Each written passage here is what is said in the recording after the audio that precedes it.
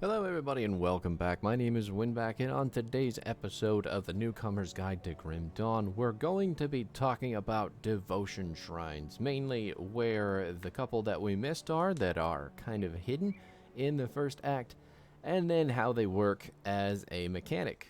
On top of that, we'll try to talk a bit about more stuff that we may have missed, and then we'll go kill Big Bad Boss for Act 1, so we can keep this train rolling. Now, as far as the devotion shrines themselves go, the first one that we missed was over in the Foggy Bank, so you can see the rift gates over here. You want the Foggy Bank rift. This first devotion shrine is going to show up in a cave that has randomly generated entrances, so you can see all three of them there on the map. We're just going to pick the one closest to us because these cave entrances are two ends of one cave. So there's an entrance and an exit, and either way will take us to the devotion shrine where we need to go. Also, it's a YouTube video. Feel free to like, comment, subscribe your heart out. And we are in this cavern. We'll pick up this devotion shrine here, get ourselves a point. I believe this one is going to require us to kill a bunch of monsters. You know, like that's something that we don't normally do. But once we get these points figured out, once we pick up all the devotion points and the final one in the Warden's underground laboratory, I'll talk to you more in depth about what we're planning in this build specifically, and then how devotions work. But just remember, in the first act, there are five devotion shrines that you can just find while walking along, progressing the story. And then there are, technically there are there are four others that you can find. However, some of those require dynamite or further level progression. They're still in the Act 1 area, but you have to have specific items to get to them, so we're going to leave those off the list for now and just go for the ones in the Foggy Bank, and then secondly here in the Burwich Outskirts. This is again another randomly spawning cave entrance, but this is going to be one of the typical locations for it. You can see it right up top there on our compass in the top right. Going down in here, there is another cave entrance that will pop up in this area that will take you to a big, angry, unique boss who will kill the shit out of you if you aren't prepared for him. So I suggest holding off on that one, getting the devotion point itself instead. The other ones that exist, though, are going to be... one is a Forgotten Gods expansion only, so if you're playing on the Xbox, you should have easy enough time accessing that. But it is, you have to go down the side quest called the Path of the Three, which will take you to the Temple of the Three, in which there is a devotion shrine. The other one, though, is the East Marsh devotion shrine, which is hidden in what's called a dangerous domain. Dangerous domains are kind of off the beaten path areas full of monsters that actually get crazy big bonuses when you go in there. So sometimes they'll have like real nasty lifesteal, or they'll shred armor, or they'll all be on fire or something like that. But it makes the area more dangerous for you to go in. But typically they hide big stuff like devotion shrines, big loot, kind of difficult to find lore, monster shrines, all sorts of really cool stuff. So you want to keep an eye out for the dangerous domains, and always go back to them or enter them whenever you can. However, this specific playthrough, we're not going to be able to because we need dynamite to get into this one, and we don't have it. So we'll come back to that at some point when we do, but for now, just remember on the map, it's going to say East Marsh. That's where the devotion shrine is. The other one is going to be in the Temple of the Three, and then we did pick up the two in the caverns, which are accessible in Burwich Outskirts and the Foggy Bank. So those last two are going to be completely seizable, no matter what level you are. So go get them. Go do your thing. That is going to give us a total, once we get the Devotion Shrine in the Warden's Lab, we're going to have a total of, what is that, seven Devotion Shrine points, which is going to be really helpful. You'll see once we pull up the Devotion map. There's also looking for a secret passage, secret area here, but I think I ran out of time, so I'm just putting that on the back burner because we still have a lot of ground to cover through the Warden's Cellar before this video can be done. So,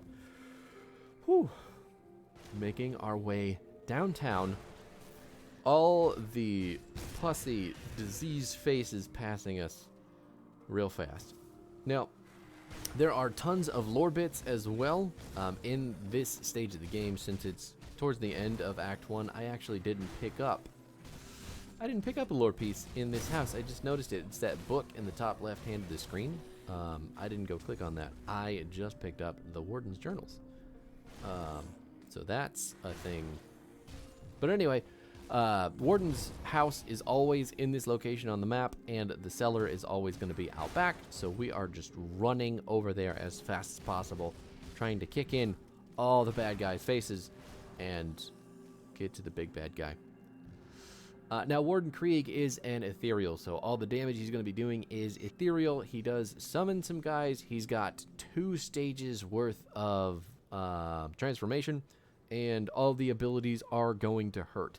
Luckily, our build is pretty tanky and melee focused to begin with, so we should just be able to stand on top of him and punch him to death. This is also a shortcut, by the way. If you are not interested in trudging through a whole bunch of enemies, or you don't need the XP and you just want to kind of cut it close, you can break open this wall. It is always here, and you can continue on the path with kind of just a straight shot. But what we're looking for right now is the underground transit, that part of the map that has the Devotion Shrine in it, so we can start looking at those.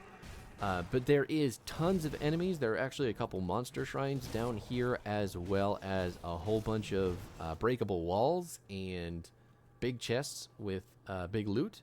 So there is lots of stuff to find. I definitely recommend, especially if you're playing your first time through, you explore literally everything. There are hidden rooms, hidden chests, hidden enemies, all sorts of cool stuff to do.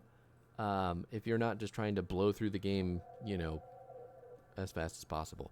And if we're being honest, going through the game as fast as possible is probably the worst way to play it on your first time through, because you'll miss tons of XP and you'll eventually hit a plateau where enemies will kill you real fast and you won't know why, and it'll likely be because your either gear and your resistances aren't good enough to stop them because you didn't farm enough, or you don't have enough XP and you don't have enough ability points into your big abilities. Another thing to mention is not to spread your abilities too thin. We all have builds in mind after we play for a little while, but if you're just starting out excuse me. If you're starting out with Grim Dawn for the first time, you're going to be tempted to just click all of the abilities, see what everything does, see how cool one thing is or the other, and that will spread you really thin. So you need quite a bit of points towards the later stages of the games, like Act 3 and 4 of the game. And then at that point, if your abilities don't have at least, I'd say, 7 to 10 points in them, they're not going to be doing enough damage to kill enemies at that stage. Because enemies later on in the game get very big resistances to specific damage types, and then once you get into the expansions like Malmoth and Forgotten Gods, enemies get really beefy. So they will just stand on top of you, surround you, never die, and then wait until you die, because they do actually deal some damage as it goes on. But we're getting closer. Devotions are coming up here, so we'll just start talking about those a little bit. There are 5 different paths for your devotion points. Each of them is a specific color, and devotions are they're assigned through constellations. So you get points, you complete constellations, and then the point that you assign to whichever star that you're in, that constellation, is going to give you either passive stats or it's going to give you an ability. Some of the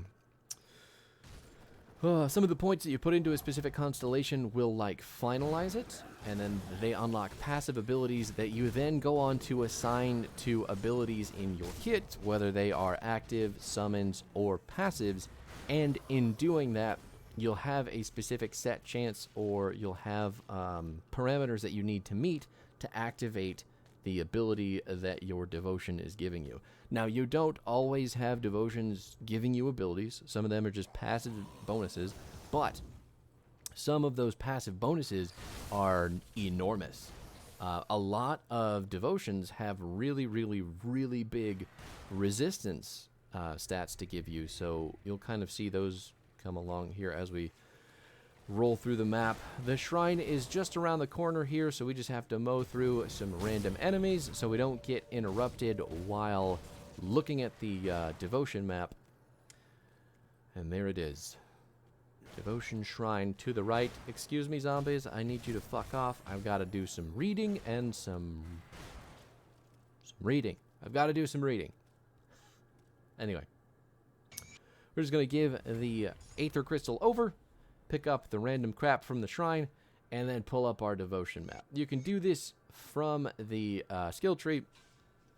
There might be another button to actually open it, though I'm not sure. I don't use a hotkey for it. I just open up the character menu with our abilities, past me taking our time looking at the items that we're not going to do anything with just yet. Devotion right up there at the top of the menu, and that is going to open up this big-ass map with the star in the center. Each of the colors, so each of those colors starts with a star on that center star. The Ascendant is purple, Chaos is your reddish pink, Eldritch is going to be your green, Order is the yellow, and then Primordial will be the blue. And you can see the constellations that you access with those specific types light up for you when you hover over them. So remember, if you need to see specifically what you're after, all you got to do is hover over the type. And this one, specifically Targo the Builder, is the constellation that I want. So it's got the active ability, or the passive ability, Shield Wall. So I am building towards that, meaning I want Order and I want Primordial. And I need 4 in Order and 6 points in Primordial. Now, I can't do that yet because I don't have enough points, but you'll see we just put 1 point into the tip of the star for Primordial, and that is going to unlock a whole bunch of other constellations for us. And then we're going to complete our Tortoise. We're going to complete this constellation, unlock the Turtle Shell ability, equip that to Overguard, which is our activatable ability for extra defense. And you can see all the passive stats on the constellations as we unlock them as well. So, at the moment, I only have 3 and 4. I have 3 points in Order and 4 points in Primordial. I need 4 and 6. But in completing the constellation for the Tortoise, we got 2 extra points in Order and 3 extra points in Primordial. So we got really close to what we need with just 7 points. And you only get 55. Obviously, you can see the supply is limited on devotion points, but you can always reabsorb these and put them out. So as far as the outer ring goes, these constellations are all going to be your big bad beefy boys, and they have got some of the craziest effects on them. So what we're really looking at for this build is something like Obelisk of Menhir, which is that the obelisk, and then Light of Empyrean. Light of Empyrean is going to give us the physical and fire damage, as well as some pretty good stats for our class, if we're being honest. Don't mind the bonus to all pets. Obviously, we're not going to have any pets in this build, but the other stats like the health, the resistances, the fire, and the physical damage are going to be really, really good. And then, obviously, the activatable, or the ability itself at the end of the constellation should be filling in some gaps within our build that we are not able to do with our own abilities. So that's ultimately what I'm looking for when I'm choosing the devotions. I want to have one in my mind to build outwards towards, and typically our early devotion constellations are going to help us make our way over there with at least the intention, because we can see which sources of devotion that we need to put our points into and how to build effectively out there. I think Empyrean needed like 8 order and 18 primordial, or the opposite of that. So you can see there's a lot of points that you have to get for getting those outer constellations, and they don't give you completion bonuses. So constellations on the inside rings of the page are going to give you bonuses for completing their constellation entirely. So Tortoise gave us the 2 and the 3 extra, but there are a lot of other ones out there that will give you something like 5 points into one specific path. So say you wanted like 5 extra points of primordial, you could put the full constellation, or you could put the full points into something I think is like Tsunami. Tsunami is a full primordial, and it has a really cool effect that will shoot out waves when you land an ability with it. And it also couples extremely well with AoE abilities. So if you're playing something like an Arcanist and you have Flash Freeze will eventually take up the entire screen in terms of hitting people, freezing people, and dealing damage. And then if you have Tsunami equipped to Flash Freeze, the number of times Tsunami can happen is actually based on the number of people that you hit with Flash Freeze. So if you have 50 enemies in a room and you hit all of them with your ability, suddenly you've got waves shooting out of your character at every random angle possible, because that's just how the abilities work together. It's actually really, really cool. It's probably better. It'll probably be more interesting as we get further into the game, because you can't really see the effects of Tortoise at the moment, because I have to be less than 50% health, and we've got to have Overguard going. And at the moment, I'm so tanky that none of the enemies in our immediate vicinity are even close to getting me down to 50% health. So, yeah. But anyway, that's kind of devotions in a nutshell. Warden Krieg is coming up. We've just got to get to the end of the laboratory here, work ourselves around the maze, kill all the mini-bosses and the minions in between, and then finish Act 1. Alright, zombies. I need you to take a break. I'm just looking for your boss. If you could just clear a path. This build is coming together, though. I really like it. Unfortunately, I do really want to use a gun still, but I think the gun shield combo may not survive the planning phase, because the melee abilities with this build are going to be very, very good, because we're going to have a lot of shield buffing abilities. We're going to have a lot of retaliation damage, which is a damage type that I did not explain in the last video. But retaliation damage is essentially damage that you are going to do to people that hit you, and it comes in all different flavors and types. So every damage type that you can do, you can also do in retaliation, which is something that you can make an entire build around. There are a lot of items that give you really, really big retaliation bonuses. So we've got to kill Zanbrant, the mini-boss, right before Warden Krieg. And we are just going to stand in the middle of our Blackwater cocktail, because it is reducing the enemy's offensive ability, making us even more difficult to hit. And our shield, as well as our armor rating, is backing us up too, making us extremely tanky. You saw there, we didn't even drop below 50% health. Got close to it, but still not quite.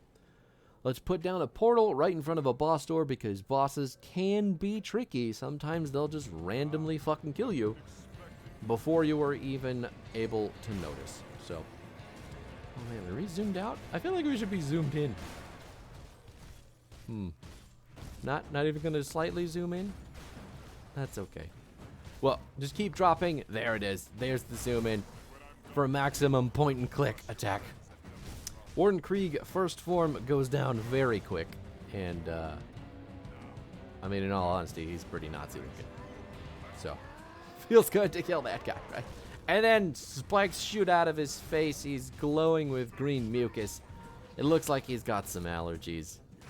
But he does get a bigger set of abilities. He can stun us in this form, and he does have a ranged needle ability that will slice your health bar to pieces without really being able to see what's going on. Luckily, we're super beefy. We've got the overguard going too, so we've got a lot of tankiness and all the damage that's coming from the Blackwater cocktail and the shockwaves, plus the blitz. It's too much for the Warden to handle, and we're going to chop him down. Whew. And then there is a chest and a weapon rack at the back of this room. It's going to give you your first tainted brain matter, which you are going to need to make your first... Oh, I forgot what they're called. I think they're called runes. And you can see it in the inventory slot there to the left of our belt. That is empty. You cannot make the first one until you get tainted brain matter, at least on your first playthrough through. You're going to need tainted brain matter to make one of those. You do have a big list of them at the blacksmith, but Duncan, the Devil's Crossing blacksmith, will create one for you. They do have level requirements, and they are build dependent. So we'll talk about crafting in the next episode so we can get more in depth with that stuff. But for the time being, we'll talk to Captain John Bourbon and wrap this up. Is the Warden dead? The Warden's defeat is a great victory for us, nay, for all of humankind. But there are many more ethereals out there, some much more powerful than Krieg. Perhaps more disturbing, though, there are those of our own kind who would see us dead to take what little we have, or just for the pleasure of killing. Among the innocent who passed through this prison on their way to Krieg's lab were many violent criminals, murderers, and worse. Many of them escaped to the northwest after the Grim Dawn, forming into ruthless gangs who prey upon drifters still traveling the roads. Since a river separates us and them, they have not been a problem thus far. Except we need farmers to get back to the business of growing food before we all starve to death. The farmland that supplied this region is to the northwest, and we need to secure a hold there. Mornay recently returned from Old Arkovia to the northwest and can give you details on the outlaw situation and what needs to be done. I realize that you have been through much in recent days, but we cannot rest just yet.